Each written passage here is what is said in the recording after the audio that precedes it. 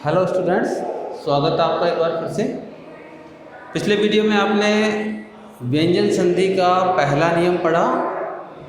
इस नियम के अनुसार कै चे टे ते पै के बाद वर्ग का तीसरा, चौथा या पांचवा वर्ण या य, र, ले, व या कोई स्वर हो तो कै चे टे ते पै क्रमशः अपने वर्ग के तीसरे वर्ण में बदल जाता है, यानी कि कच टतप गज डदब में बदल जाता है। आज हम व्यंजन संधि का दूसरा नियम पढ़ेंगे। ध्यानपूर्वक वीडियो को देखिए, नियम को समझिए और उदाहरण के माध्यम से सिद्ध कीजिए। तो देखिए, इस नियम को हम किसी प्रकार से कह सकते हैं, अलग अलग बुक्स वगैरह में जो है लैंग्वेज बदली हुई मिलेगी, बात वही है। मैं सामान्य तरीके से जो है आपको नियम को बता रहा हूँ। जब कै चे टे ते पै के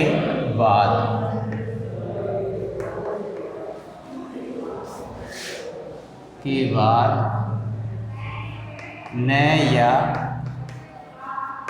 न है तो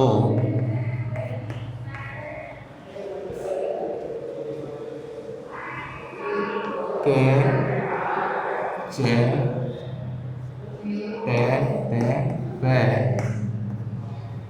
पै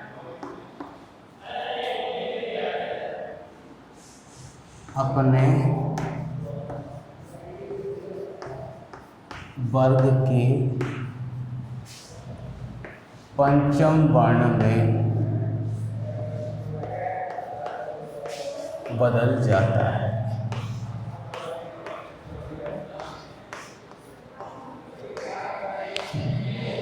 तो नियम को ध्यानपूर्वक समझिए।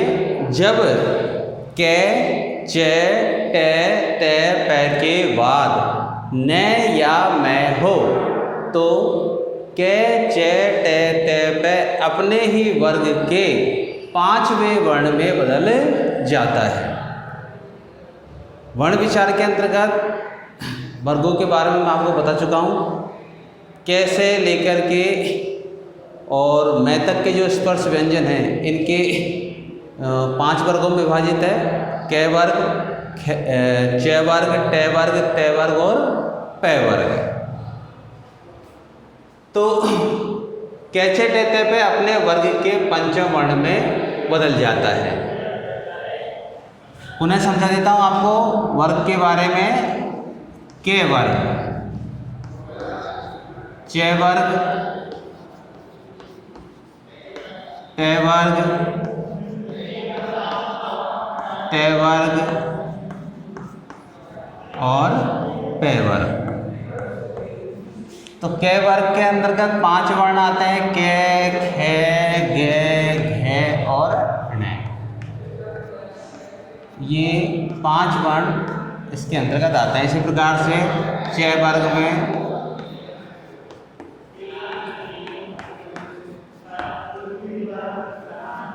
टे, ठे,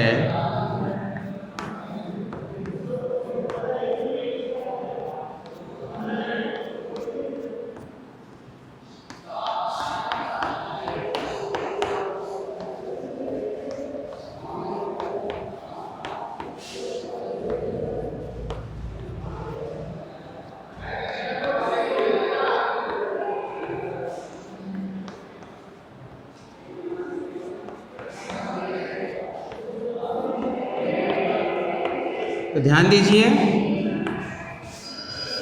कै वर्ग में कै, खे, गे, घे, घे, णे। चे वर्ग में चे, छे, जे, झे, ने। टे वर्ग में टे, ठे, डे, ढे, ने। ते वर्ग में ते, थे, दे, धे, ने। और पै वर्ग में पै, फै, वे, भै, में। नियम के अनुसार के, चे, टे, ते, पे के बाद में ने या मैं हो। के, चे, टे, ते, पे के बाद में क्या हो? ने या मैं। तो के, चे, टे, ते, पे अपने वर्ग के, यानी के वर्ग अपने वर्ग के पांचवें वर्ण में, चे वर्ग ने में, टे वर्ग ने में, ते वर्ग ने में और पे वर्ग में बदल जाएगा। तो ये है वर्ग व्यवस्था। तो आपको ध्यान रखना है इस बात का।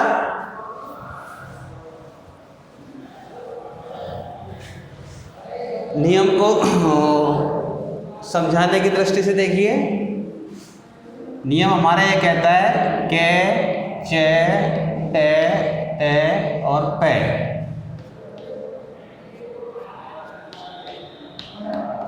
के बाद क्या हो? ने या मैं हो। तो के, चे, टे, ते पे अपने वर्ग के पंचम वर्ण में, यानी के किस में बदल जाएगा?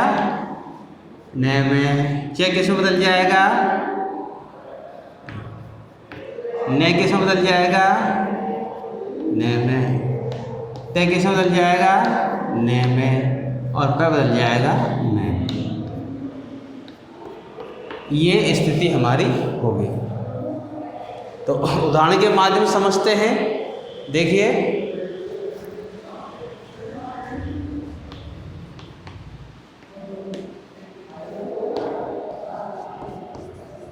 वाक्मय, ये हमारे पास में संधि विच्छेद पद है।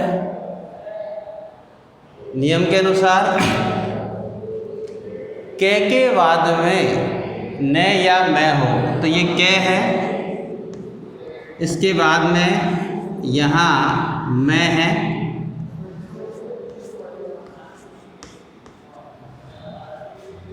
तो के, चे, टे, ते, पे के बाद में ने या मैं हो, तो के किस में बदल जाएगा? अपने वर्ग के पांचवें वर्ण में। तो के का पांचवा वर्ण कौन सा है?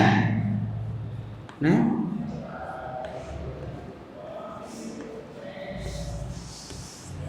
तो शब्द हमारा वाण्मय। ठीक है। दूसरा उदाहरण देखिए, जगत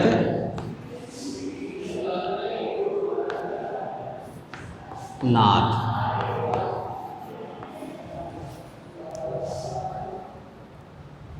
पहले पद का अंतिम वर्ण तय है,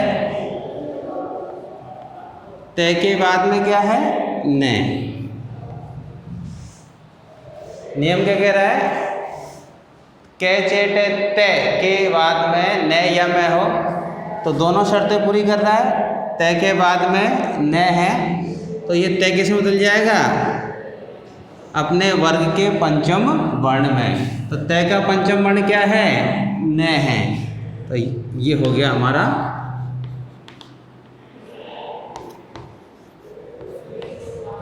तो शब्द बना हमारा जगन्नाथ। चूँकि यहाँ कोई स्वर नहीं है, इसलिए ये हलंत के रूप में इसी प्रकार से रहेगा। इसे ऐसे भी लिख सकते हैं हम, जगतनाथ। और देखिए उदाहरण,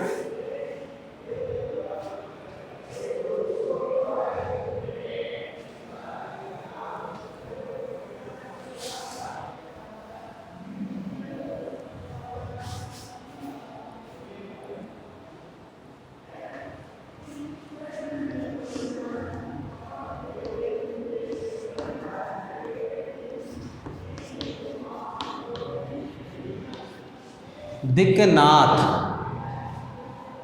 पहले पद का अंतिम वर्ण है के के बाद में वर्ग का पंचम वर्ण ने या मैं है, तो के बदल जाए किस में? पंचम वर्ण में।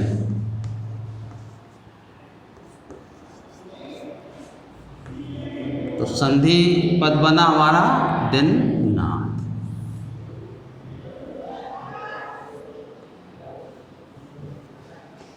और देखिए,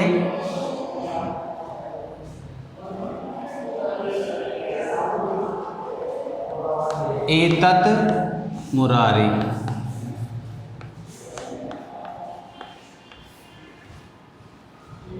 पहले पद का अंतिम वर्ण तय है, तय के बाद में मैं है।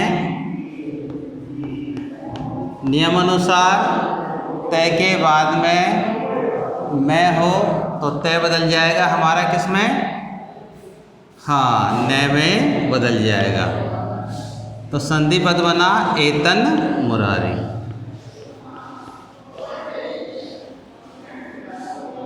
इसे हम ऐसे भी लिख सकते हैं,